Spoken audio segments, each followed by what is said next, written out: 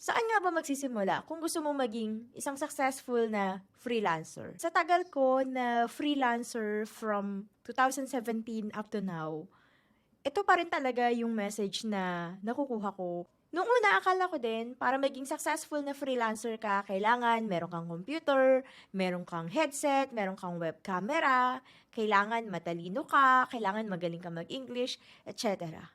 Pero ito kasi yung part na nai-skip. Kasi tayo, parang gusto natin madaliin yung proseso. Gusto natin maging successful agad. Gusto natin in just weeks, months, or even a year, kailangan nagsi-6 digits na tayo. Kailangan kumikita na tayo ng 100,000 monthly.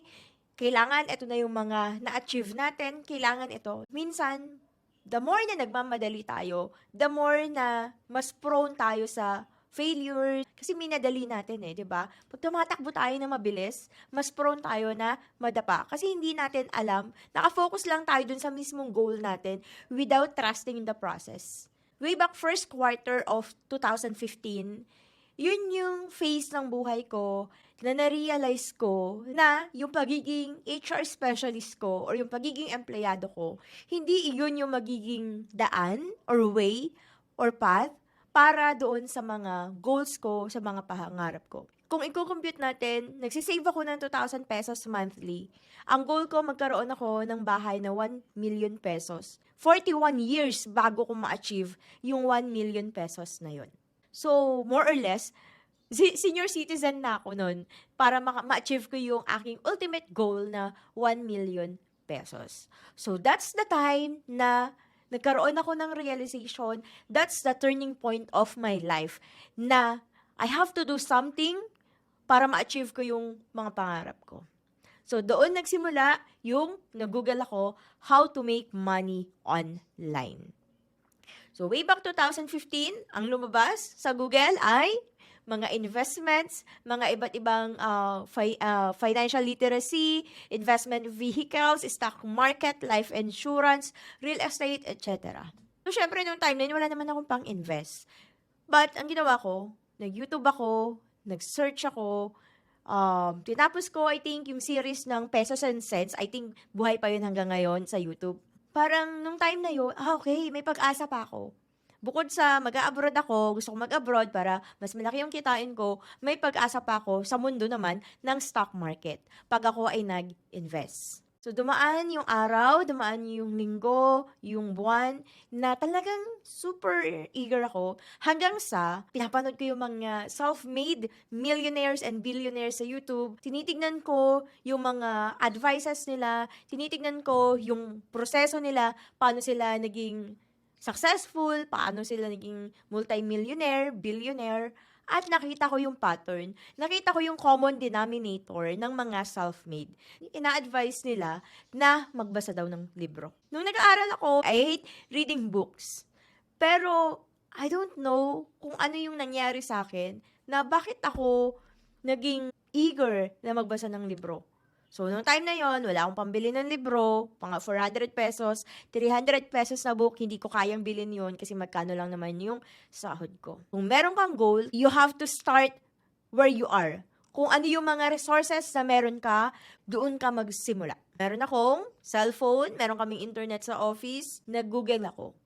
Anong ginugol ko? Yung mga free ebooks kung tawagin. Kita ko kasi mga advices nila, read Rich Dad, Poor Dad by Robert Kiyosaki. Sobrang classic na book. First books na binasa ko, yun, Rich Dad, Poor Dad, Think and Grow Rich ni Napoleon Hill, and Why We Want You to Be Rich by Donald Trump and Robert Kiyosaki. And mga books ni Brother Bo Sanchez. Si Brother Bo Sanchez, yung isa sa talagang kino-consider ko na life mentor ko. Kahit hindi niya alam. Yung mga books niya, sobrang nagustuhan ko dahil mabababaw lang yung words, hindi naman ganun kalawak yung vocabulary ko. Ang dami kong realizations, ang daming mga limiting belief na na-break sa akin. The money is the root of evil. Kasi akala ko dati, yung mga mayayaman, masasama silang tao. And then after nun, sabi ko sa sarili ko, hindi pwedeng ganito lang na nood-nood lang ako ng YouTube. Kailangan mag-take action ako kung ano yung mga napapanood ko. By May 2015, nag-attend ako ng isang financial literacy seminar by Sir Ayala Raya. So, from Bataan, lumuwas ako pa Quezon City. November 2015, ay nag-join naman ako sa Truly Rich Club ni Brother Bo Sanchez because gusto ko na pasukin yung stock market. Yun nga lang problema ko, hindi ako masyadong knowledgeable at hindi rin ako matyaga mag-aral ng mga technical analysis about stock market. So, kaya ako nag-join ay para dun sa guidance ng stocks na bibilin ko at yung mga stocks na isi-sell ko. And na-realize ko naman na, teka lang, mag-invest ako dito sa stock market, kailangan ko ng mas malaking puhunan or mas malaking kapital para makabili ako ng mga stocks na nire-recommend doon sa TRC. Kasi, syempre, pag sa stock market, yes, halimbawa, kikita ka ng 10%. So, by percentage yun. In peso or yung amount, maliit pa din. Kasi maliit lang naman yung in-invest ko. Sa TRC, merong tinatawag na wealth strategies. And may mga email silang pinapadala sa mga members. Hanggang nung January 2016, ay naka-receive ako ng email from TRC about virtual careers ni Sir Jomar Hilario. So, binasa ko yung buong email and then nakita ko, okay, binibenta yung book. And na-curious ako, sino ba tong Jomar Hilario na to? Tignan ko nga to. So, tinignan ko siya sa Facebook, tinignan ko siya sa YouTube, at nung nakita ko siya sa YouTube, wow, ang dami niyang students na mga successful na. Hanggang sa kakapanood ko ng mga videos niya, matagal din yon, sobrang mga months ang inabot na natapos ko yung mga videos talaga ng mga students niya. Nakita ko, merong taga-Bataan.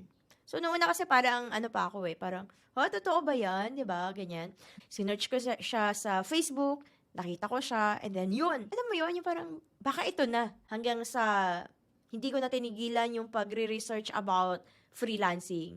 Nag-join ako sa mga Facebook groups, tinignan ko yung mga ibang mga freelancers pa, tsaka yung ibang nagtuturo ng freelancing, etc. So, parang na-overwhelm ako na, ang dami palang pwedeng pagkakitaan sa internet as a freelancer, ang dami ko palang pwedeng gawin. So, hindi ko naman ngayon alam kung ano yung skill na aaralin ko. Kasi ang dami talaga, may SMM, pwede rin ako maging virtual HR para hindi na ako masyadong mahirapan. Yun nga lang hindi ko yun pinili kasi hindi siya high-paying skill. Hanggang sa binili ko yung book ni Sir Jomar Hilario na Virtual Careers, May 2016 yon.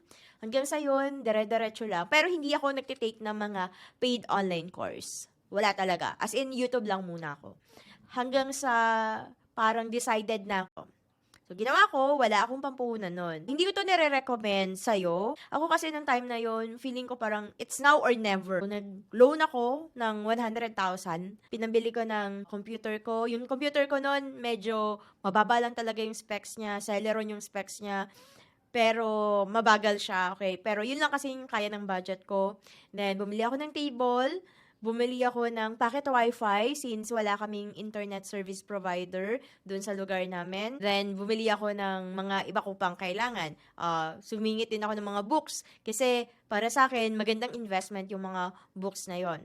So, syempre, limited lang kasi sa Google or sa internet yung mga free ebooks. And then, planner, ballpen, lahat ng kailangan ko, binili ko na. Nung September 2016, ayun na, nakapag-decide na ako na, okay, aralin ko tong Facebook advertising kasi yung nakilala ko, ang laki ng income niya as Facebook ad specialist. Akala ko madali lang, yun talaga, to be honest, akala ko madali lang na pag nag-enroll ako at inaral ko yung course, parang in less than a month, magkakaroon ako ng client, pero hindi yun nangyari. Ang dami ko pang mga failures, ang daming rejections, mga after 5 months, dun ako nagkaroon ng client. So, yun yung pinakamahabang 5 months ng buhay ko na hindi ko alam kung may magiging result ba yung ginagawa ko. Hindi ko alam kung tama ba yung ginawa ko. Dumating nga ako sa point na inisip ko na soli ko na lang kaya yung niloan ko, kaya lang bawas na yung niloan ko. Kasi yung niloan ko naman 100,000 ay babayaran ko siya in 3 years. Tapos halos kalahati ng sahod ko yung deduction. So, kumbaga, pag hindi ako naging successful dito sa ginagawa ko, sa dahilan kung bakit ako nag-loan ng ganun kalaki, ilang years ang buhay ko na malulubog ako sa utang. To make it short, dun sa kwento ko, hindi siya naging madali for me, yung freelancing. At sa totoo lang, kung gusto mo maging successful na freelancer, hindi ka magsisimula na bumili ka kagad ng computer or mag-enroll ka sa course, bumili ka ng mga kailangan mo ng headset, ng web camera, etc. Hindi ka magsisimula doon. Magsimula ka kung ano yung meron ka ngayon, yung resources mo ngayon. Mag-research ka muna. And you have to establish your right mindset. The right mindset to success. Paano mo i-establish yun? Kailangan, number one, non-negotiable to para sa akin. Kung gusto mo maging successful, magbasa ka ng libro. Not necessarily na every week magbabasa ka or every week may natatapos ka na book. Basta, continuous kang nagbabasa. And then, number two is, pwede kang manood ng mga self-help, ng mga motivational, inspirational, para mabasag yung limiting belief mo, especially sa sarili mo. Especially kasi kapag halimbawa, galing ka sa pamilya na wala namang nagbibusiness sa inyo. Galing ka sa pamilya na okay lang na ganito yung kinikita, okay lang na nakakaraos ka sa isang araw. Ang hirap kasi pag yung environment mo, dahil iyon na din yung belief mo eh. Kaya ikaw, kailangan mo mag-step up. Kailangan mong ma-develop sa sarili mo na kaya mo to, at yung goal mo o yung dream mo ay hindi mataas. Kaya mo yan. Kasi yung iba parang nalilimit tayo na, parang nagigilty tayo na kumita tayo ng ganito kalaki. Tapos yung ibang tao, ganito lang yung kinikita nila. Diba? So, sa mundo ng freelancing, sobrang dami ng opportunities. Sa mundo ng internet, napakaraming mga opportunities yung pwede mong gawin para kumita ka ng mas malaking pera at ma-achieve mo kung ano yung mga gusto mong ma-achieve. Whether gusto mo ng mga material things, gusto mong makatulong sa family mo, gusto mong ma-secure yung future ng family mo, gusto mong mag-give back sa parents mo or sa family mo, etc. You have to start where you are and you have to be resourceful.